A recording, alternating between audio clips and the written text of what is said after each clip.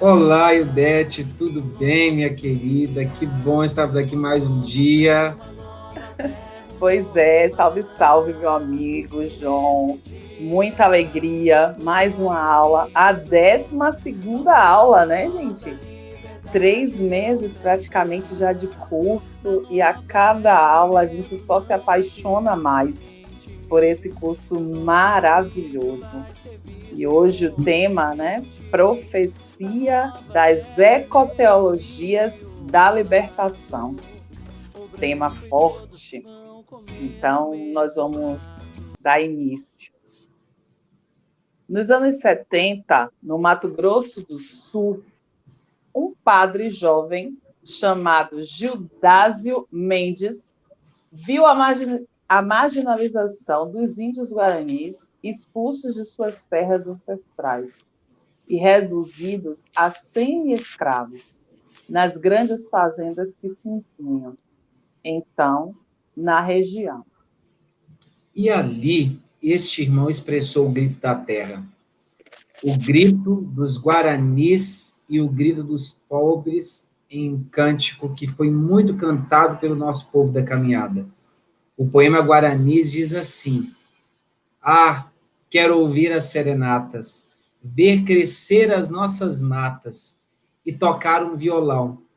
Ah, meu amigo, vem cantar, pois o dia vai raiar e morar nessa canção.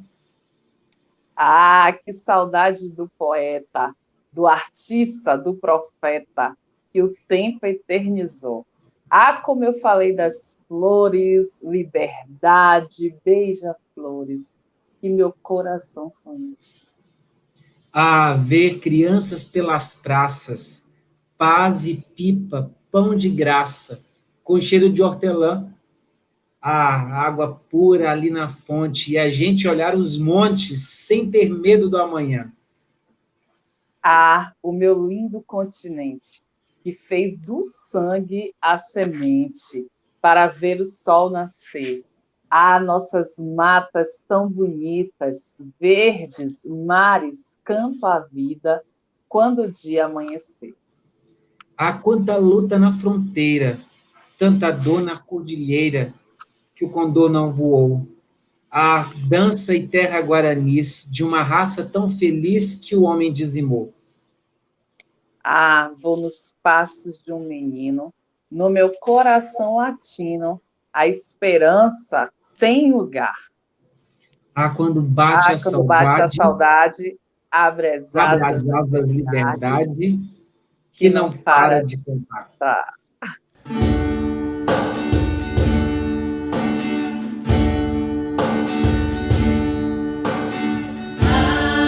Quero ouvir a serenata, ver crescer as nossas matas e tocar meu violão. Ah, meu amigo, vem cantar, pois o dia vai raiar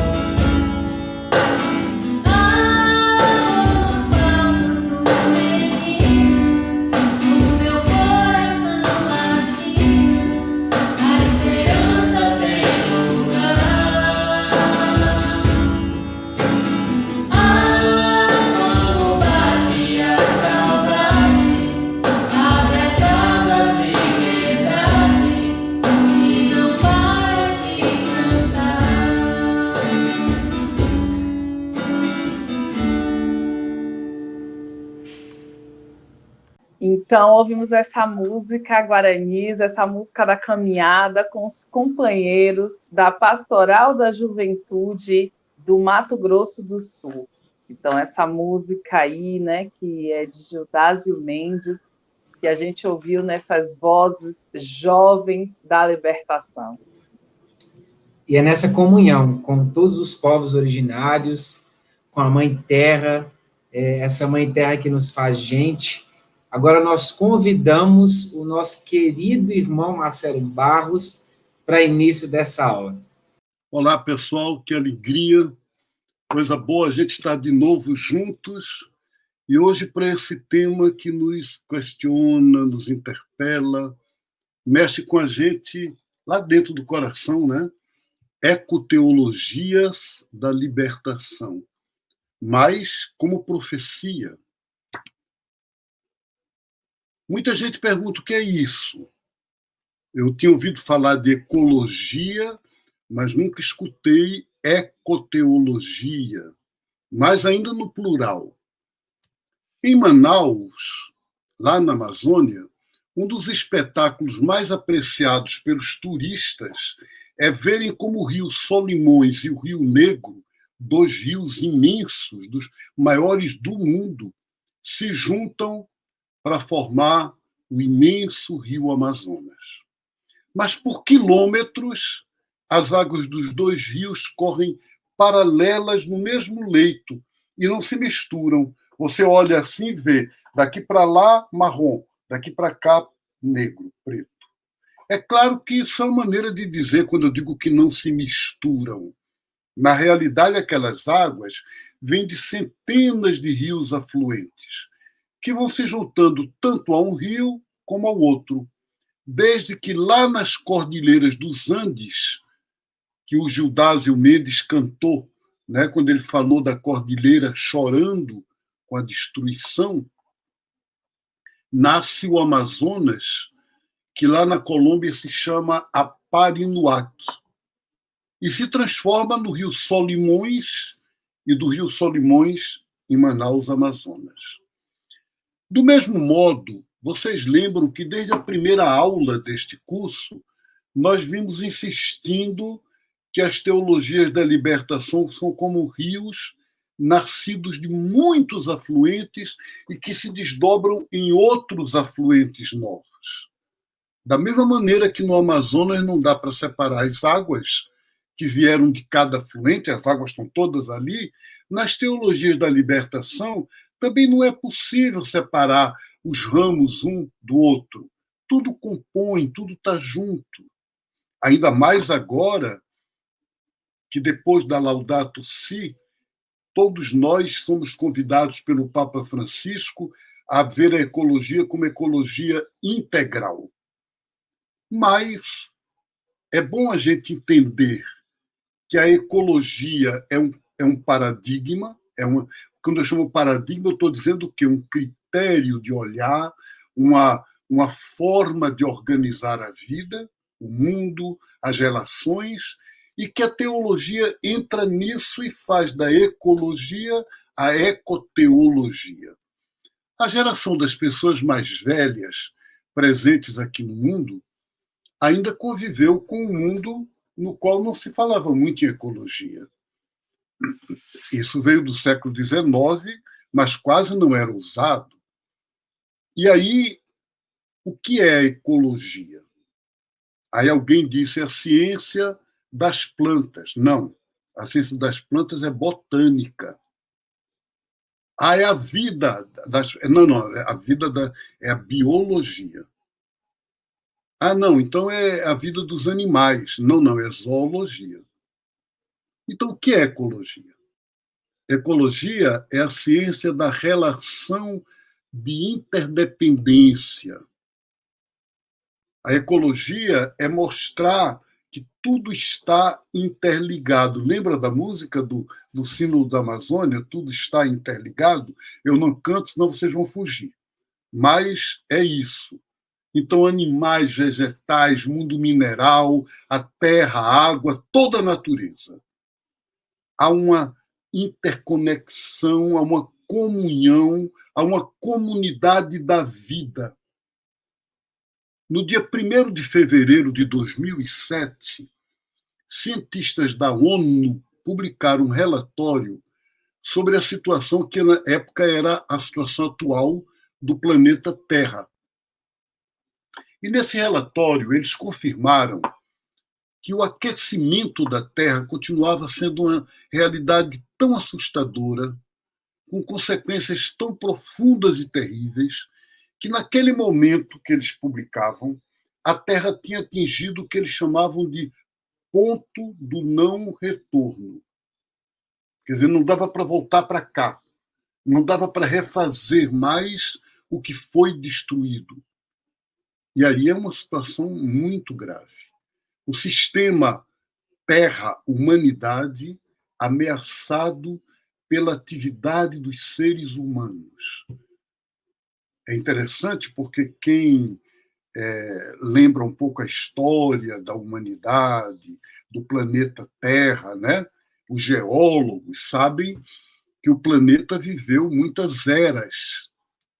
E mesmo na vida humana aconteceram muitos momentos, né?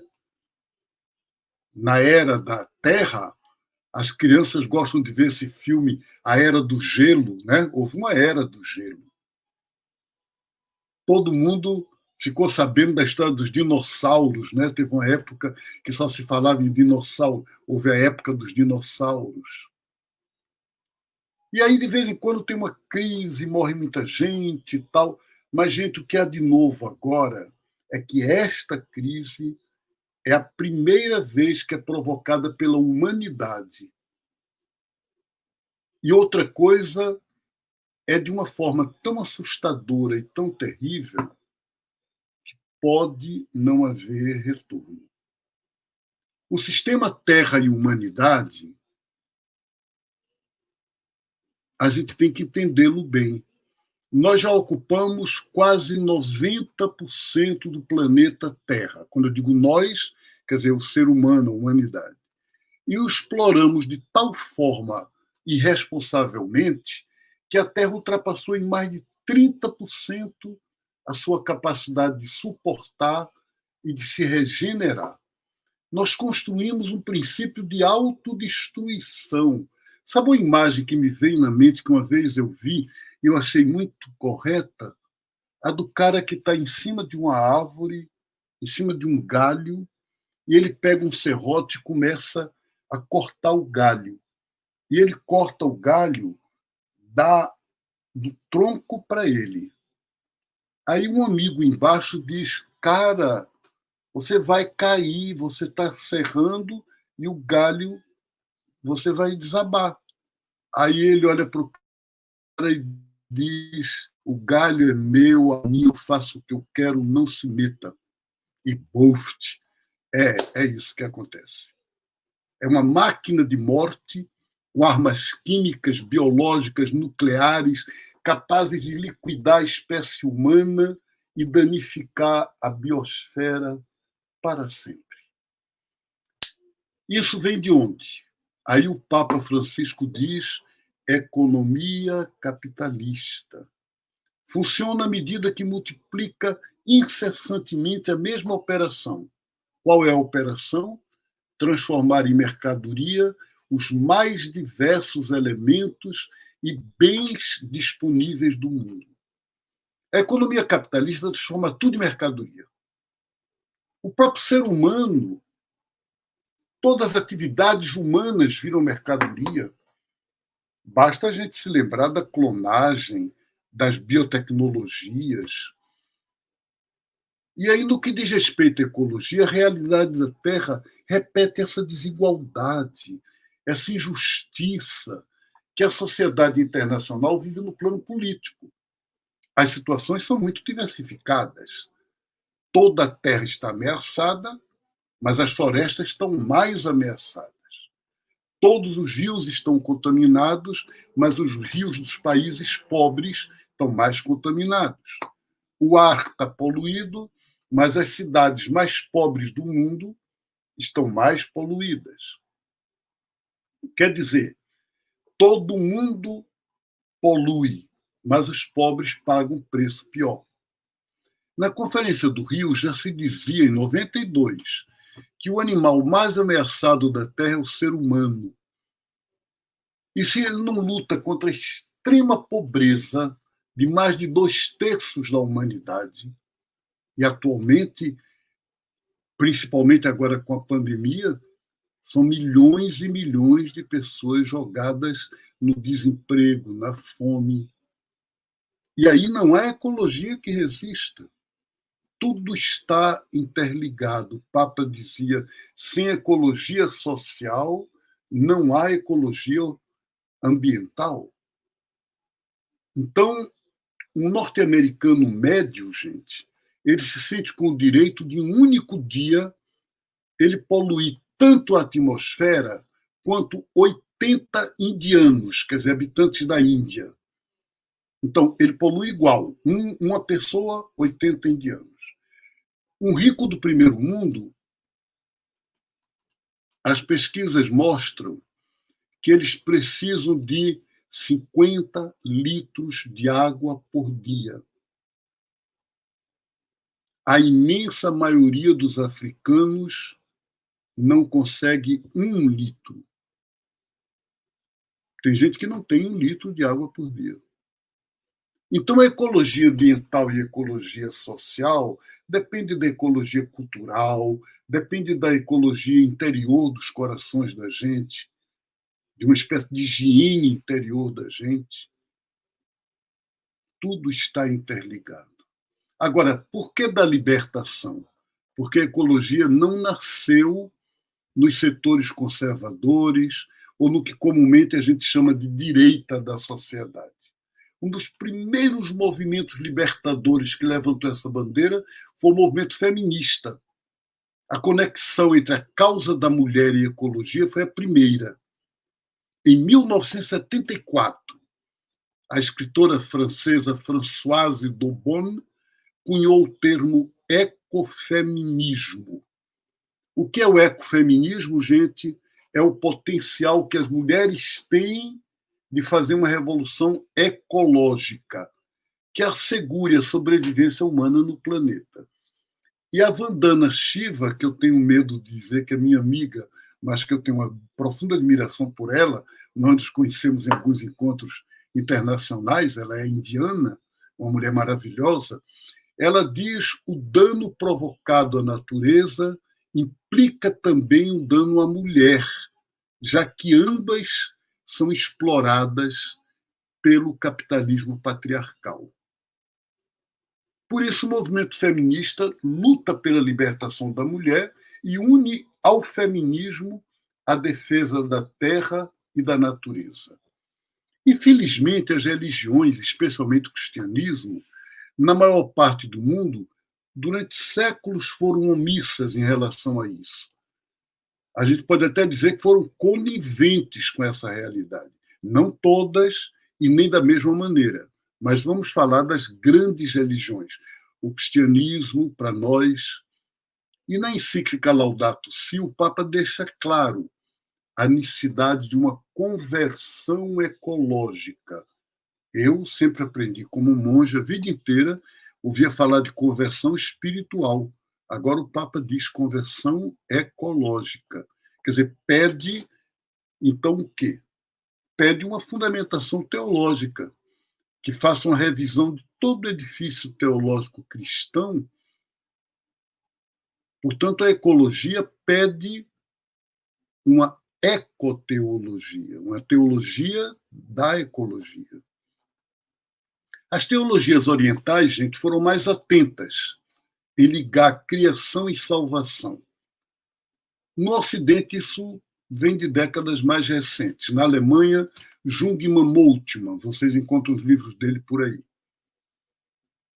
Um teólogo, grande amigo meu, já está no céu, Raymond Panichat, usava o termo cosmoteandrismo. Eu vou pedir ao Anderson para colocar aí embaixo para vocês pegarem o termo, que eu sei que ele não é fácil de dizer.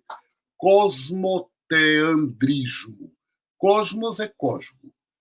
Theo é Deus. E andros, ou antropos, é o ser humano.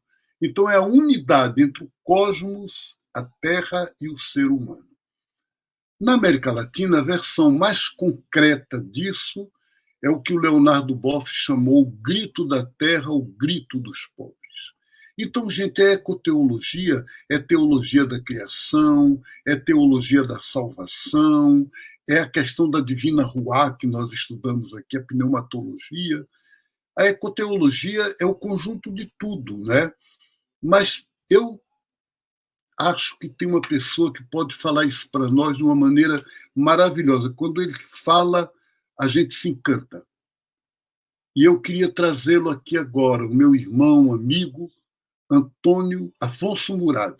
O irmão Afonso, eu conheço há muitos anos, ele se consagrou à ecoteologia. Ele vive isso na vida dele de uma maneira profética. E a gente vai ouvi-lo agora sobre esse assunto tão instigante e tão importante para nós. Bem-vindo, Murad. Com muita alegria você está aqui com a gente. Uma honra muito, muito grande e o público é seu. Muito obrigado, Marcelo. Olha, estou muito feliz em poder colaborar nesse momento com essa reflexão sobre a ecoteologia. E eu quero começar mostrando as bases bíblicas da ecoteologia cristã. Claro que há uma ecoteologia também ligada a outras tradições religiosas, eu vou partir da minha, que é da nossa, que é de muitos de nós que estão acompanhando esse curso.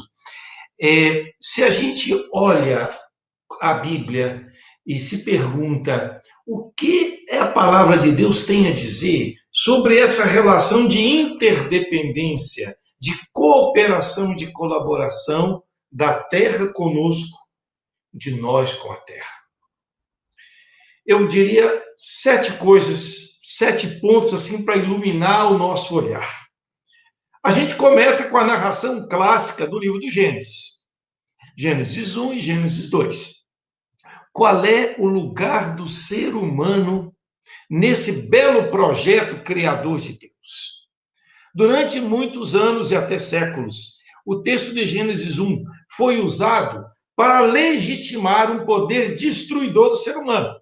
E porque lá se diz que o ser humano é chamado para dominar e submeter a terra. Então, isso é desculpa para se destruir. Ora, hoje uma interpretação da Bíblia equilibrada e voltada para suas fontes mostra que não se trata de dominar e submeter. Se trata de administrar, de apacentar, como os pastores do tempo dos judeus faziam.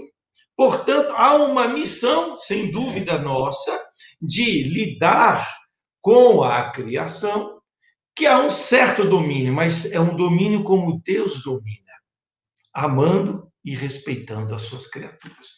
E Gênesis 1 tem que estar ligado necessariamente ao relato de Gênesis 2, onde o ser humano é colocado no jardim da criação, e ali há uma missão especial.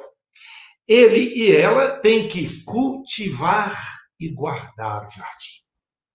Guardar é proteger, gente. Então, muda a nossa visão sobre a criação e o lugar do ser humano aí.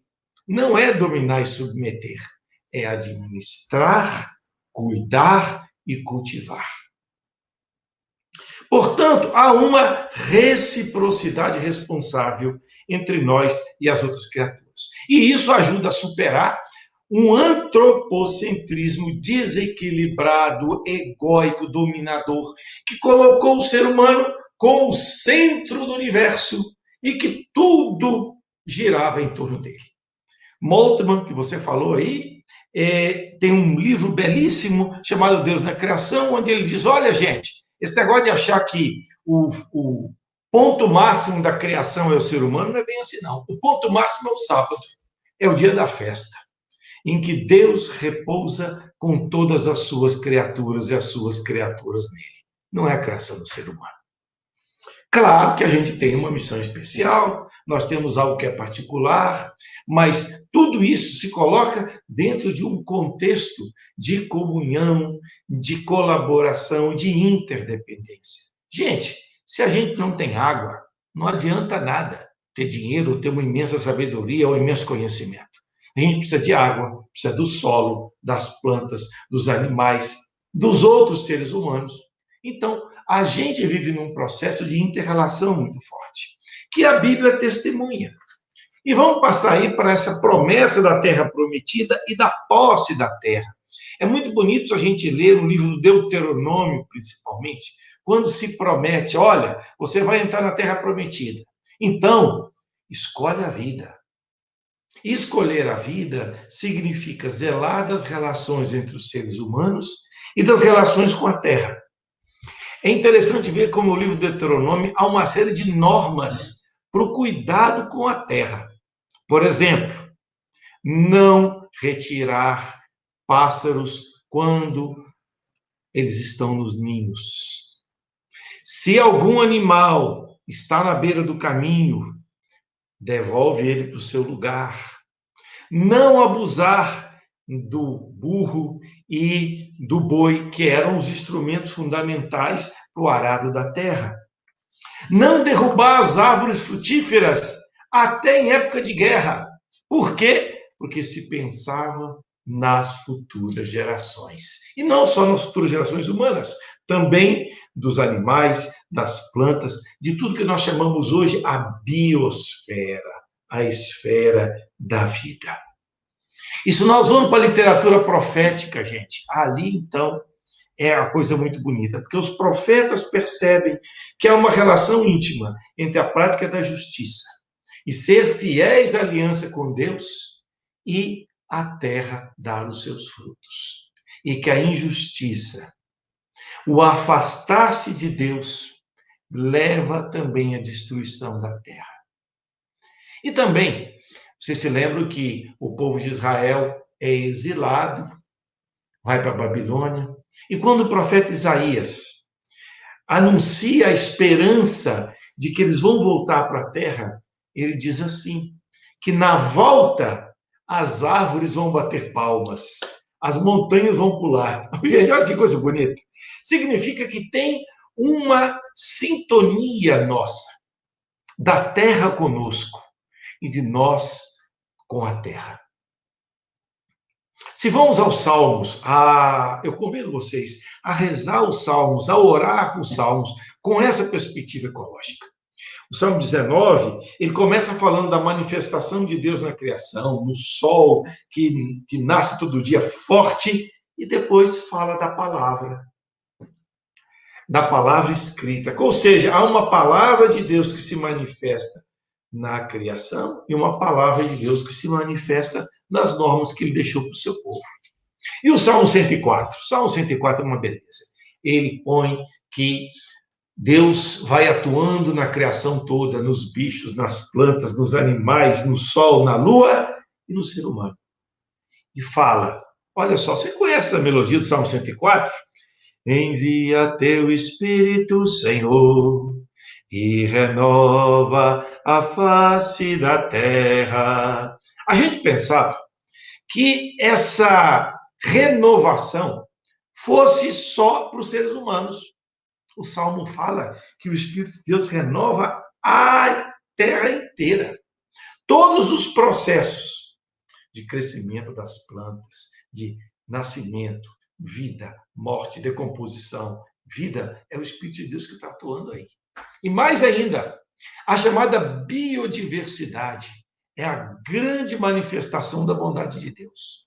O Salmo começa dizendo, como são numerosas tuas obras, Senhor, a terra está cheia das tuas criaturas.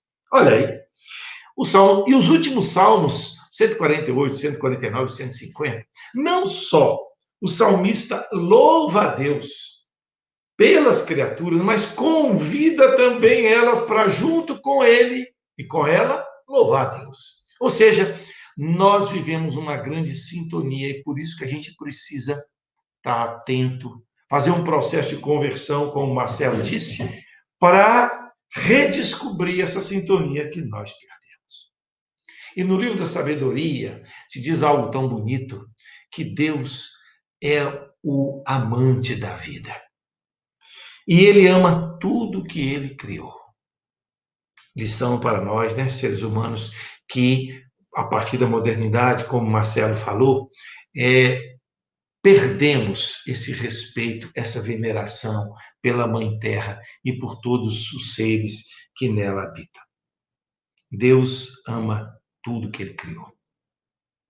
E se vamos ao Evangelho, encontramos Jesus trazendo essa proposta belíssima do reino de Deus, novas relações do ser humano entre si, na sociedade com Deus, também com as outras criaturas. Por isso que Jesus admira tanto as aves do céu, as plantas, e convida os seus discípulos a terem esse olhar.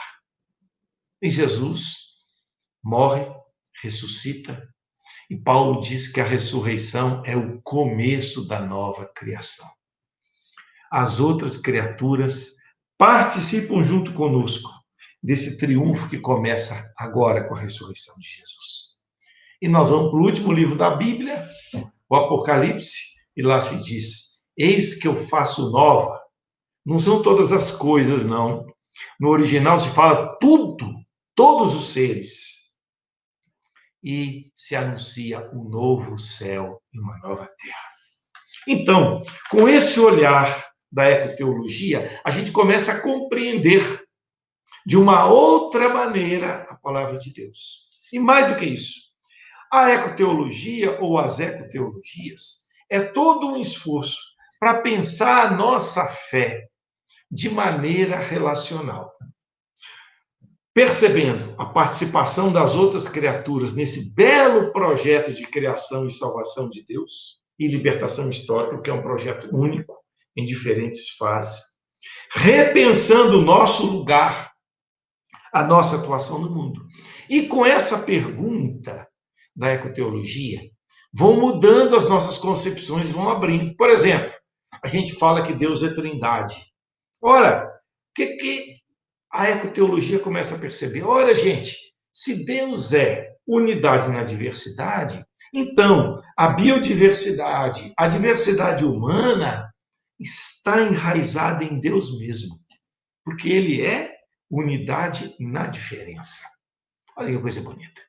Quando pensamos na teologia da graça, que Deus se comunica não coisas para nós, mas a ele mesmo, como essa graça original nos atinge a nós, seres humanos, e atinge todas as outras criaturas.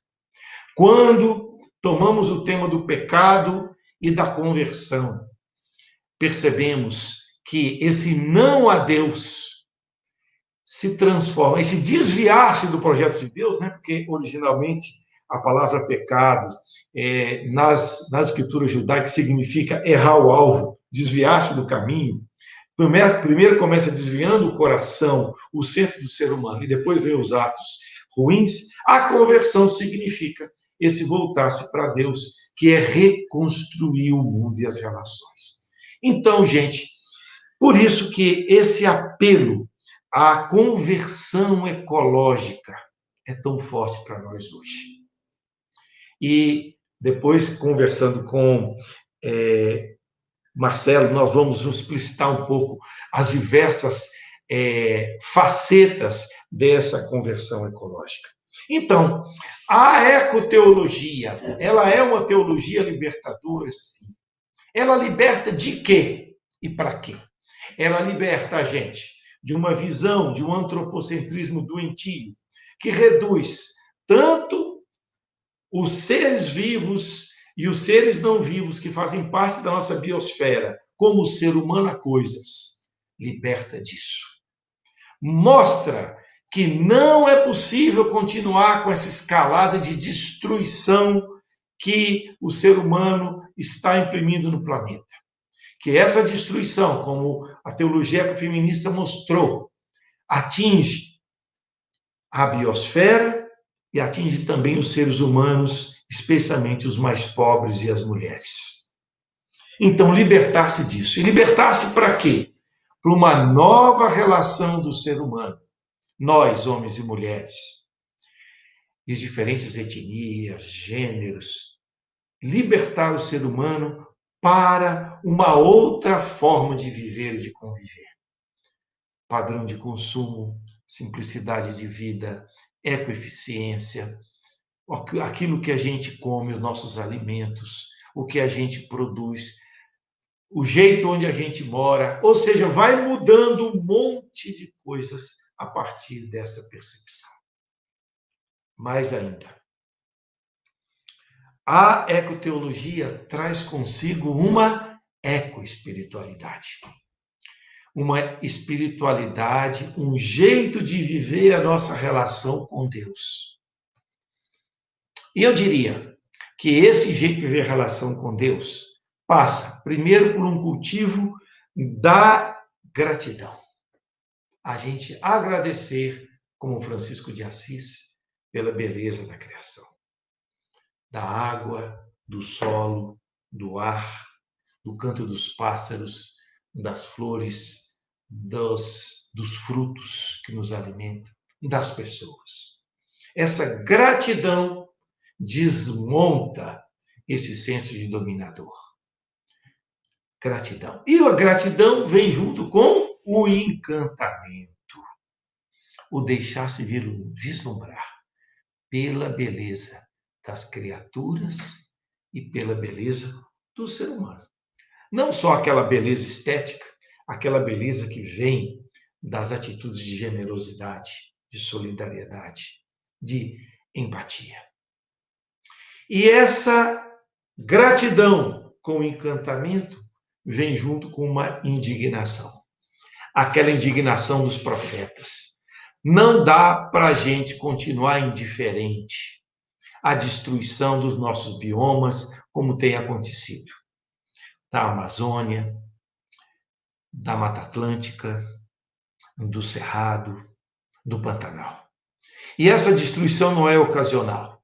Ela vem de forças econômicas que querem se apossar das terras públicas, acabar com os biomas para poder explorar, seja a mineração, seja a plantação de grãos, seja o pasto para o gado.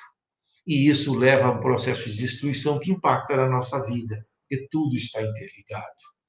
Então, reduz-se o ciclo de chuvas, aumenta a temperatura do planeta. Ô, gente, isso tem que tocar a nossa fé.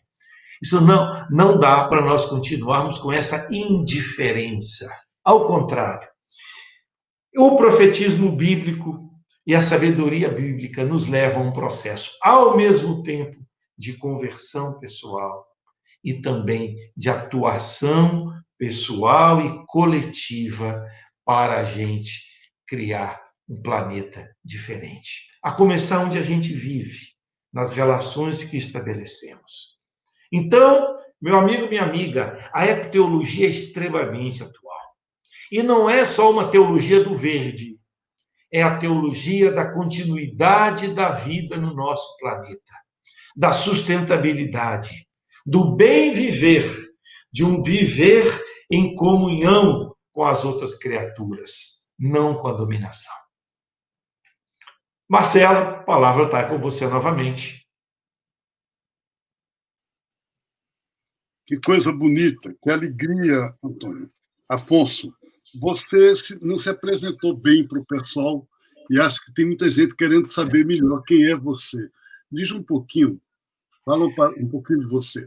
Bom, eu, Afonso Murad, eu sou irmão marista, professor de teologia em Belo Horizonte, na Faculdade Jesuíta e no ISTA, pesquisador em ecoteologia, e também sou ambientalista, participo de alguns movimentos sociais e ambientais, faço parte, como você também, Marcelo, do grupo de igrejas de mineração, também presto uma assessoria, como você também, à REPAN, a Rede Eclesial Panamazônica, e faço um programinha de rádio chamado Ecoagente Amigo da Terra. Então, essa coisa da ecologia foi me contagiando, sabe? Então eu falo dela com paixão, porque é algo que eu acho que está dentro de mim hoje, como uma missão que eu tenho para despertar as pessoas para a beleza e para a urgência dessa missão. Fale um pouquinho para nós o que é a Repam, o que é que eles estão fazendo, o que é que a gente, como Repam, o que é que significa, do Sínodo da Amazônia para cá, o que é que está acontecendo, para o pessoal saber? A Repam, Rede Eclesial Panamazônica, foi uma articulação criada com agentes de pastoral, bispos, leigos e leigas dos 8 países que compõem a Amazônia. Então, não é só algo do Brasil, embora a grande parte da floresta amazônica esteja em território brasileiro. E a Repam, ela foi criada para quê? Para fortalecer os laços entre as pessoas e os grupos que atuam em defesa do bioma amazônico e dos povos da região amazônica. Povo das cidades, povo do campo, as populações indígenas, as populações afrodescendentes.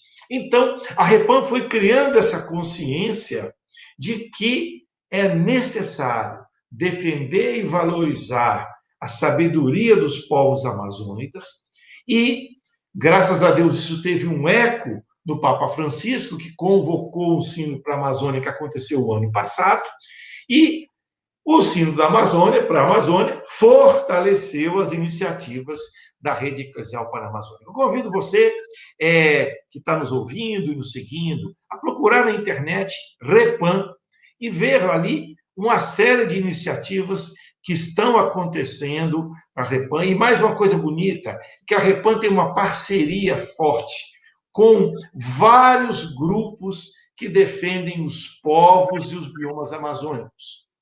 Para além da Igreja Católica ou das igrejas cristãs, quer dizer, há uma grande corrente do bem em defesa da Amazônia e dos seus povos.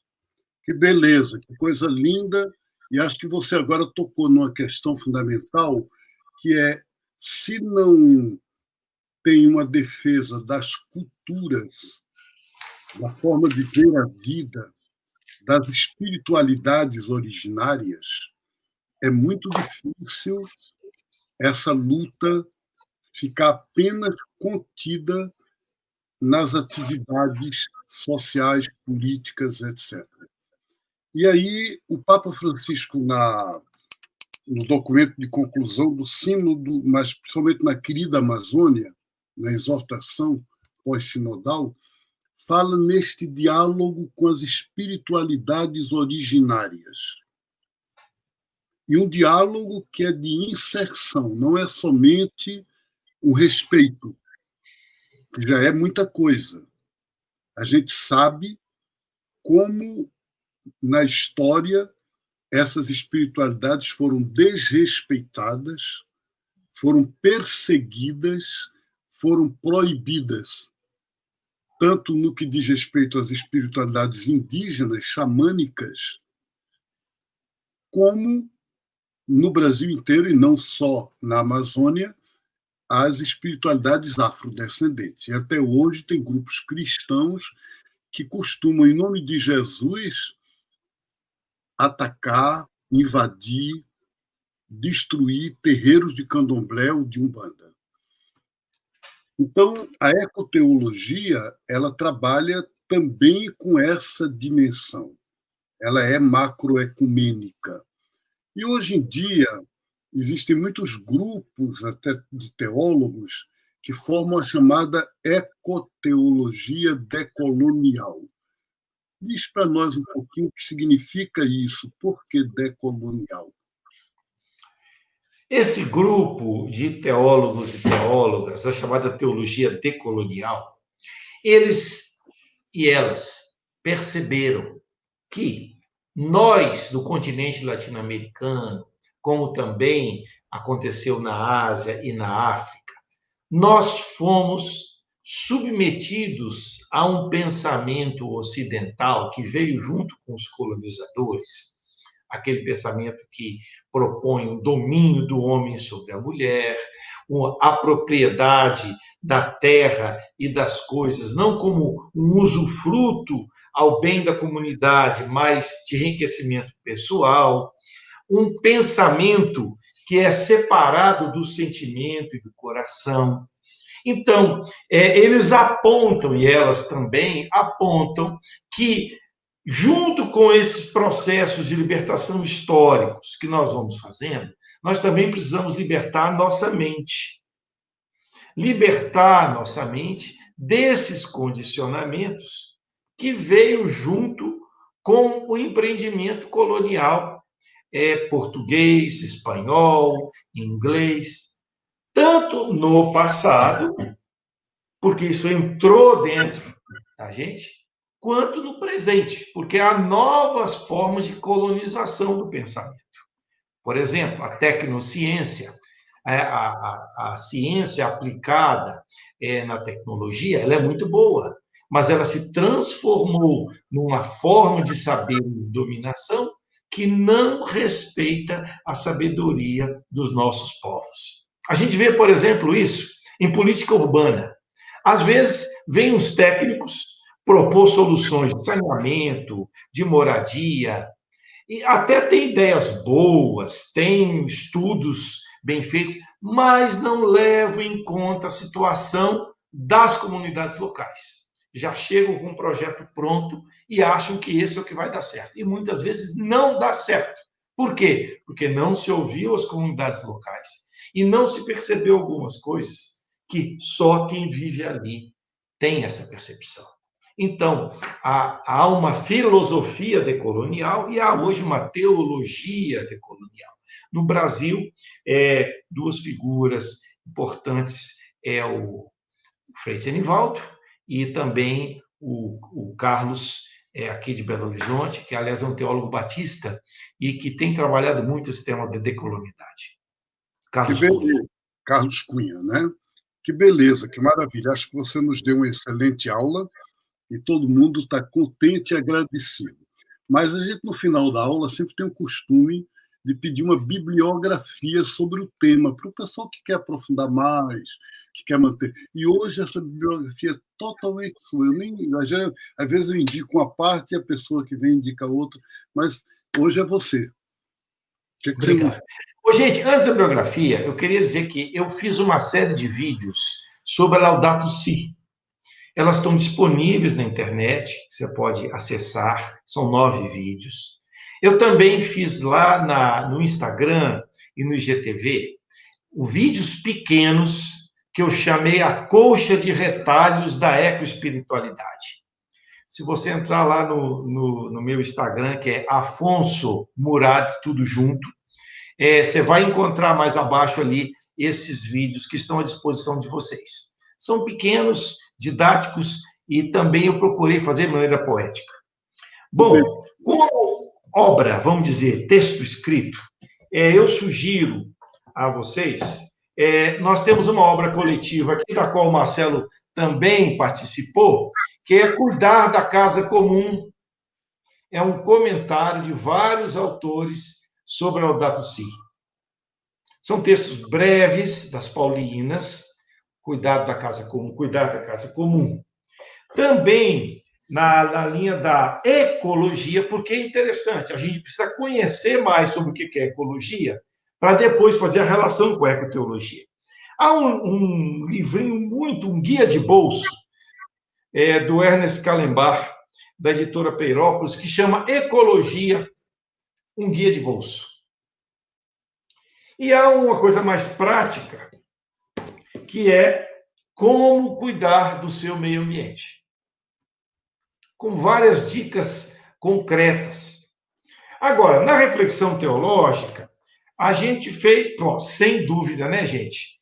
Quem quer conhecer, mesmo que você não seja católico, ou não seja cristão, vale conhecer o pensamento do Papa Francisco, a Laudato Si. Está disponível na internet, Laudato Si, é a primeira frase do Cântico de São Francisco de Assis, louvado seja meu Senhor, e eu recomendo o capítulo 2 que é aquele que faz uma reflexão da sabedoria bíblica sobre isso. O capítulo 4, que fala o que é ecologia integral. E o capítulo 6, que é o que se refere à educação ecológica, à conversão ecológica e à espiritualidade ecológica. Sem dúvida, o Francisco e a equipe que trabalhou com ele, eles foram muito felizes porque conseguiram colocar de uma maneira assim sintética e bonita o fruto da reflexão da ecoteologia na América Latina e também em outras partes do mundo. Né? Eles assumiram, de fato, a contribuição de muitas pessoas.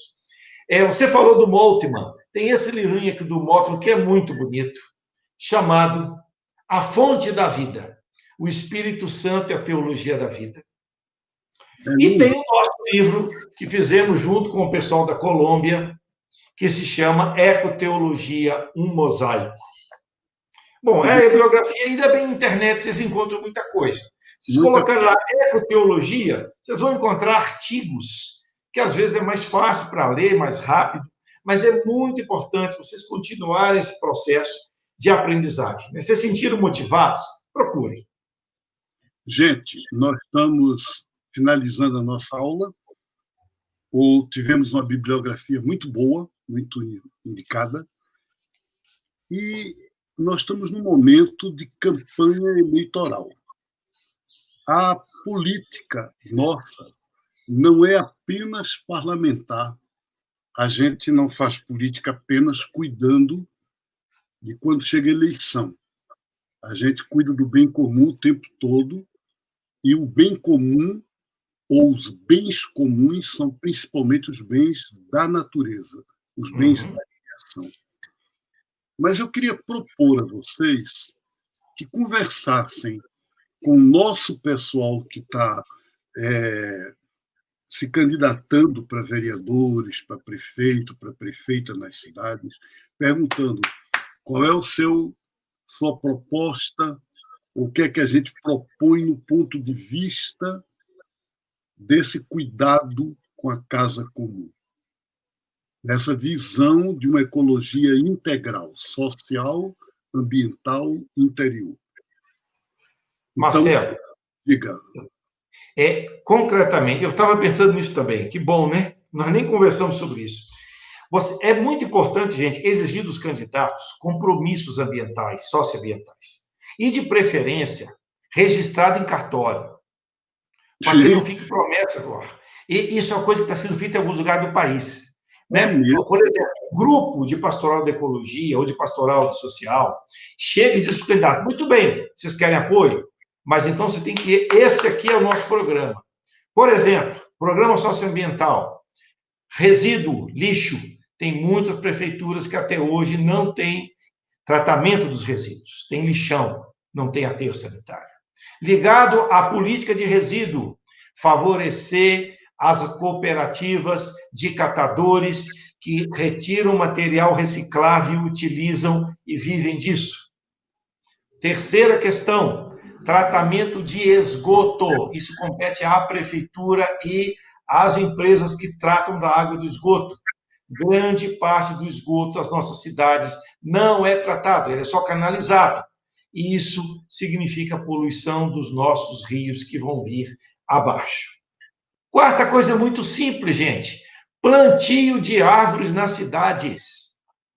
Com a alteração climática, é necessário que a prefeitura tenha uma política de plantio, de cultivo, de manutenção das árvores.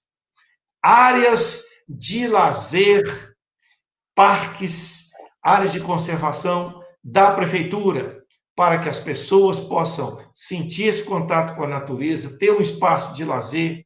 Olha, estou propondo algumas coisas muito simples, mas que são necessárias no nível dos municípios. Então, a ecologia, política de transporte público, gente. Transporte modelar, que vai de um lado a outro da cidade. Espaço para as bicicletas, ciclovias, espaço para os pedestres. Tudo isso se traduz em políticas públicas, que é o município encarregado disso. Que beleza, irmão. Seria interessante se você pudesse colocar numa página que a gente pudesse distribuir isso, o pessoal do curso, né? Poder ter acesso nessas 5 ou 6 coisas que você disse, muito importante. Nós estamos no nosso tempinho. Muito obrigado, grande alegria. O curso é seu sempre que você quiser. E a gente volta para a Ildete e o João, que vão dar o fecho final. Obrigado, Afonso. Muito obrigado. Prazer. Que coisa boa! E o que falar depois desses dois, né, Ildete? Verdade, muita coisa boa e uma aula que perpassa por diversas dimensões da vida, né? Durante a aula eu ficava pensando em questões de projeto pessoal de vida, mas de projeto de sociedade, também de espiritualidade, enfim, uma aula que perpassa por vários lugares, né? Aponta diversos caminhos. Muito, muito interessante a aula de hoje. E durante a aula também eu ficava pensando em tanta coisa, assim, como a gente precisa, a ecologia integral, ela ajuda a gente a assumir, a construir uma nova realidade, a construir um novo pacto, a construir uma aliança, é um convite cotidiano, constante, para uma conversão, para mudança de direção, e quando o irmão Murad falava, né, libertar o ser humano para uma outra forma de viver, já não dá mais para viver dessa forma.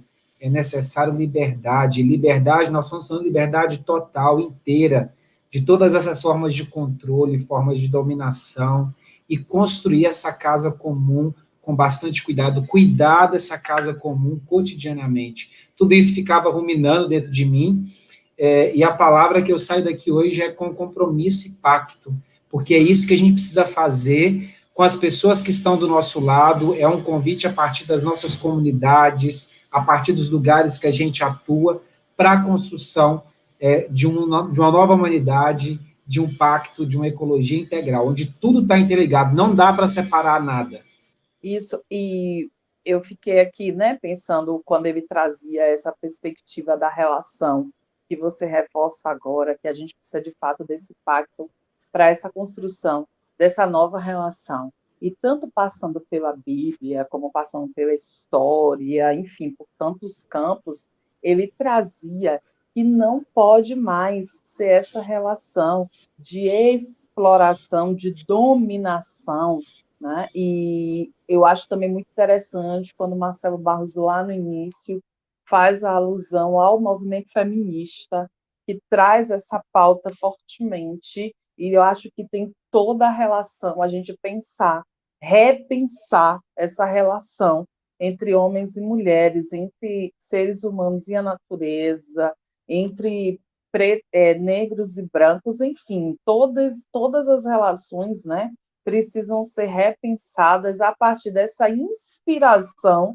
da ecoteologia. Eu acho que isso é muito bacana. Gosto muito também quando ele traz a questão da ecoespiritualidade. Para além dessas relações, é pensar também o nosso jeito de se relacionar com Deus, né? Como é que é essa relação da gente, o jeito de viver essa relação. E é interessantíssimo quando ele destaca 2 palavras tão bonitas, gratidão e encantamento. Que a gente possa, de fato, ver essa relação com Deus a partir dessa perspectiva, né?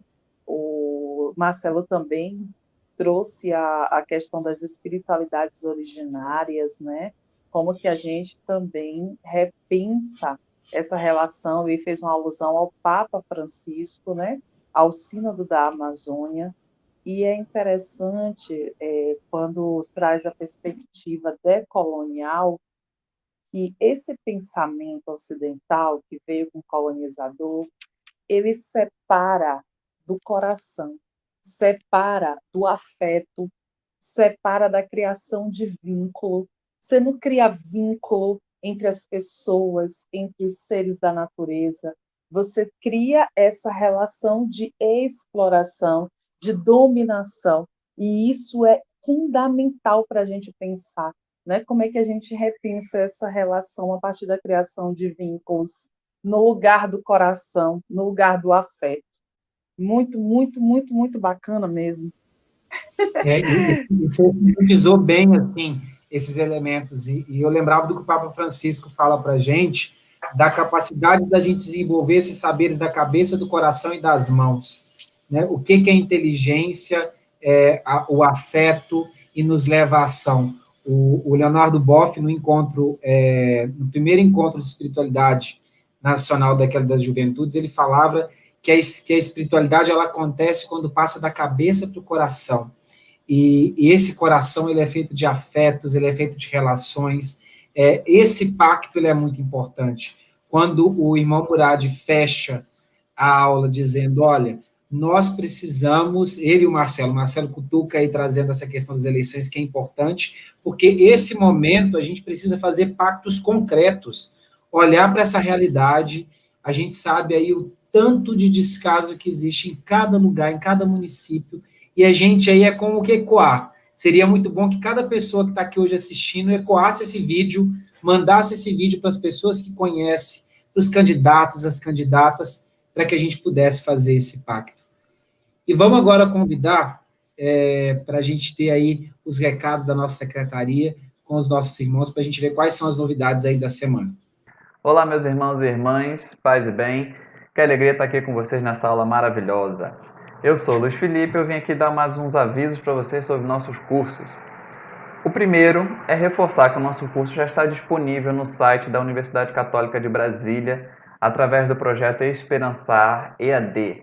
O nosso curso lá é um projeto de extensão, modalidade à distância, gratuito e aberto a todos os públicos. Então, todos estão convidados a fazer e vocês podem divulgar para os seus amigos e conhecidos.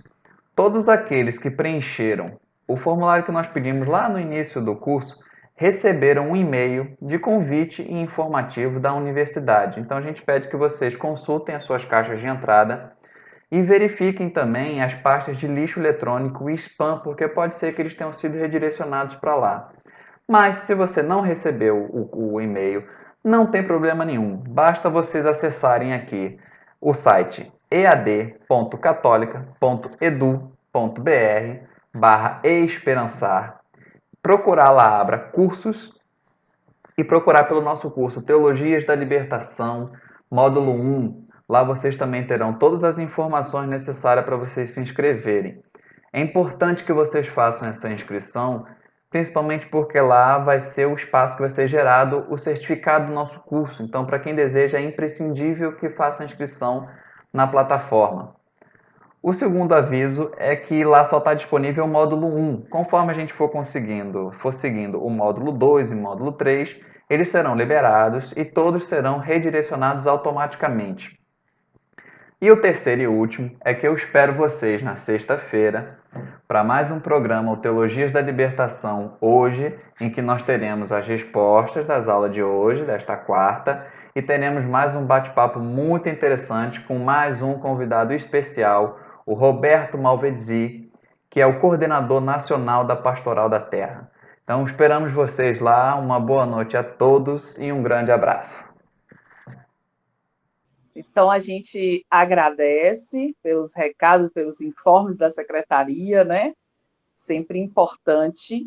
E eu queria também aproveitar esse espaço aqui do finalzinho da nossa aula para fazer um lançamento, né? Fazer um convite do livro de Marcelo com Henrique Vieira, de Marcelo Barros com Henrique Vieira, O Monge e o Pastor, Diálogos para um Mundo Melhor. Então, nesse tempo aí de quarentena, de isolamento social, Marcelo Barros e o pastor Henrique Vieira trocaram mensagens, reflexões, né? Que é sobre espiritualidade, sobre fé, engajamento político e o medo da morte. Então, acho que é de... Não, esse livro é gostoso. Eu fui acompanhando a construção desse livro entre o Marcelo e o Henrique. Gente, vocês precisam adquirir esse livro, essa carta entre dois amigos. Vocês vão se sentir próximo, como se a gente tivesse sentado aí, duas pessoas na cadeira, a gente com tanto de gente do lado, conversando e trazendo muitas questões para a gente, para esse momento. Tá bom, vamos convidar de volta aqui o nosso irmão Marcelo e também Afonso Murad. A gente vai querer também a bênção, né, de Afonso Murad, então vamos convidá-los. Eu queria só dizer que sexta-feira vamos ter no papo, no nosso programa Teologia da Libertação hoje, um irmão muito querido e assim um batalhador desde jovem, absolutamente dentro dessa coisa da ecoteologia, que é o Roberto Malvese, a gente chama Gogó. Ele é um dos coordenadores nacionais da Pastoral da Terra, mora em Juazeiro da Bahia e é escritor, é um compositor de muita música. A gente vai pedir para ele cantar algumas coisas para a gente, inclusive sobre água, sobre terra. E vocês todos estão convidados para Teologias da Libertação hoje, depois de amanhã, sexta-feira, 19h. O livro, Monge o Pastor, está aqui, já está na Amazon, já está por aí em pré-venda, e eu e o Henrique vamos fazer uma live de lançamento do livro. Eu acho que é a live da editora Objetiva, na 13 de outubro, portanto, na outra semana, acho que é terça-feira ou é quinta, mas a gente vai dizer para vocês, fiquem atentos que vocês vão saber. Obrigado de novo, Afonso. Invoca a bênção de Deus sobre nós. Amém. Senhor Jesus, obrigado pelo mundo, pela terra, nossa casa comum, que de Deus recebemos. Fazei-nos cuidadores dessa casa comum. Homens e mulheres, que nos sintamos parte da terra e responsáveis para que ela continue habitável, com alegria, com encantamento, com gratidão, com justiça. Amém. Amém. Amém. Amém. Amém. Valeu, gente. Até a próxima. Até sexta. Beijo.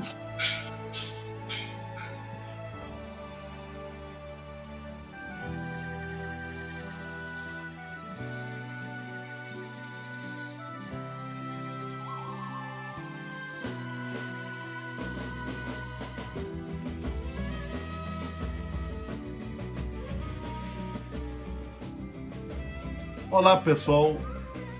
Saiu um novo livro agora, O Monge e o Pastor, troca de mensagens que eu fiz com meu amigo o pastor Henrique Vieira, do Rio de Janeiro. Em maio, nós nos trocamos mensagens para lá, mensagens para cá. Como é que nós estamos vivendo a pandemia? Como é que a gente vive a espiritualidade nesse tempo de quarentena? Quais são nossas perspectivas? Como é que a gente vê o futuro da humanidade? Então deu origem a esse livro, O Monge e o Pastor, Diálogos para um Mundo Melhor.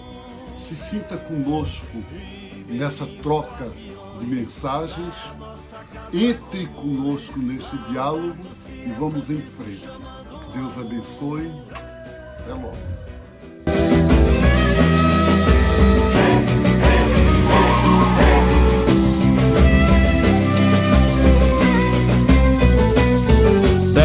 Mil anos de história, Panamazônia ancestral,